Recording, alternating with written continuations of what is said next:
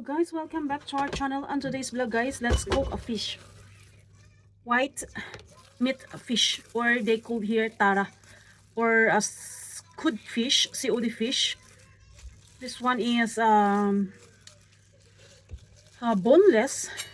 Then let's slice guys in a desired size, something like this size or shape. This fish guys is quite delicious, soft, and quite sweet meat, something like that. That's why this kind of fish is very versatile. You can cook in different recipes, and I will show you guys my recipe using this yellow paprika, mushrooms, two kinds of mushrooms, okay, with my original seasoning. Include the skin of the fish is good because the skin of fish have lots of nutrients like collagen. That's why do not peel off. That skin is very soft skin, okay. This one is already sprinkled with black pepper and salt, and it's ready guys. And I will show you how I prepare the seasoning that I wanna use this. I will use half size of lemon. Not so much sour is good because I will use a butter for this recipe. So the taste of this is butter and lemon and soy sauce. A mixture of the three super ingredients is absolutely delicious. Okay, our lemon is seedless, and soy sauce.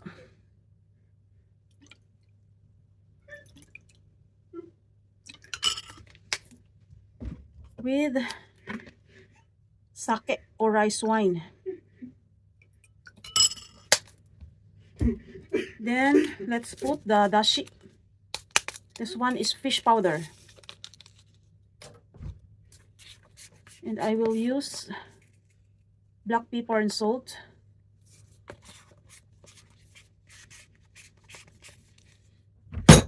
And for aroma, I will use this sesame oil.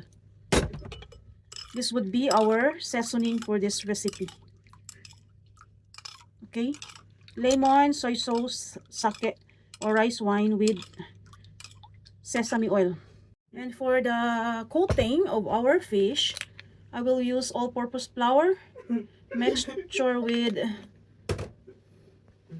turmeric powder, nutmeg powder. Turmeric is smells so good, and paprika. I just want to use lots of paprika. Okay, all-purpose flour mixed with seasoning or spices with a little bit of black pepper and salt. Then mix it freely. This would be our fish coating. On that part, let's put the fish. You can use your hand or you can use spoon. It's each either, both you can use to coat the flour on the fish. Okay, and let's set aside for a while, and let's prepare the vegetables. This paprika guys is very sweet and very juicy. Yellow paprika, even the red is very juicy and very sweet, but I like yellow.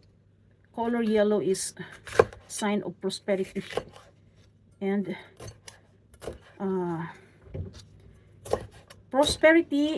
motivation and everything. And overall total, I like yellow. Very refreshing color, friendly, refreshing, and also sign of good luck. This one is perfect for salad and also perfect for any kind of recipes you want like. Okay, this one is king oyster mushroom. King oyster mushroom guys, it's very big.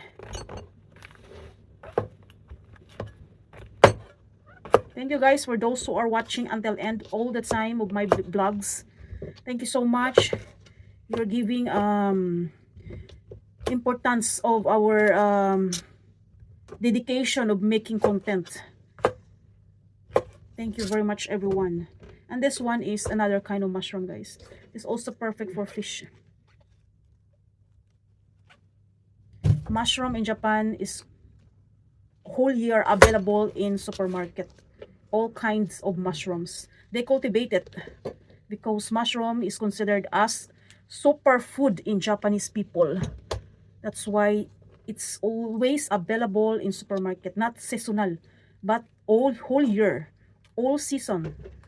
Because mushrooms is a super food, okay, and very versatile kinds of vegetables, or what we call this, vegetables, or what mushroom is belongs to what, guys? Comment down below.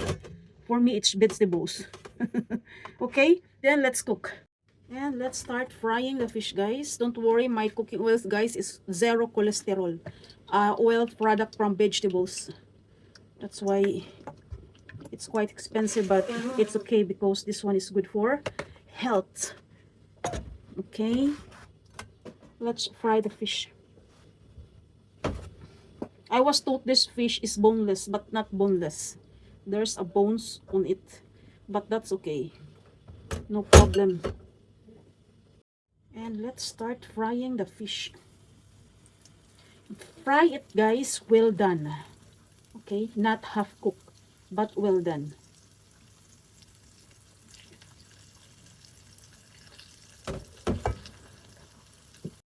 Okay, guys, the fish is already cooked.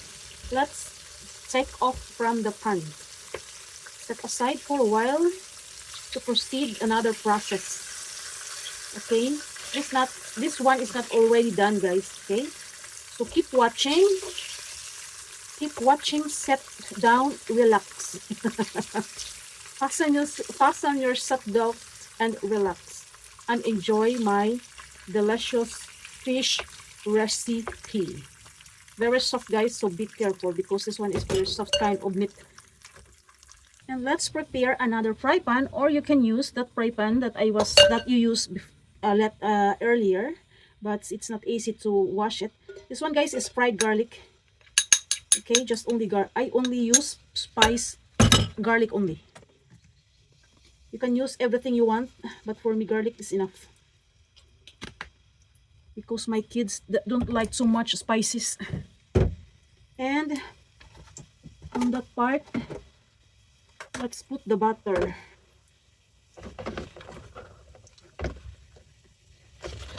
Okay, 100% butter, 100% natural butter.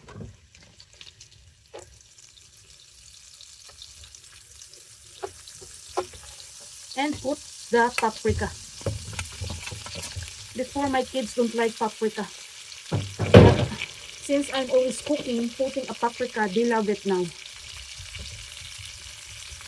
And put the mushroom.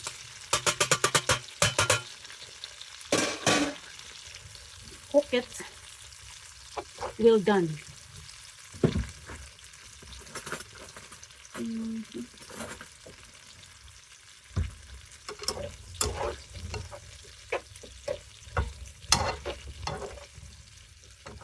Add a little bit of black pepper and salt to taste. Just a little bit because the seasoning have already black pepper and salt, and the fish have already taste.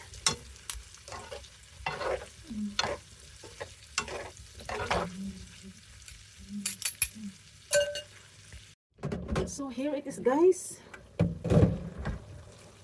The mushroom and the paprika is already cooked. Smells so delicious. Smell natural. Let's put a little bit of edamame. And this time, we add now the fish.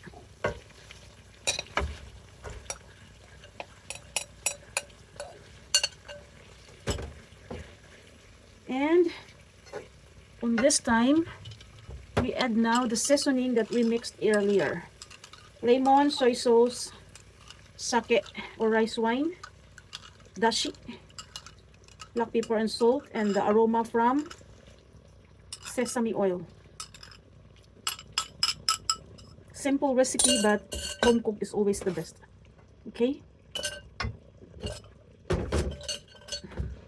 No space to put it into my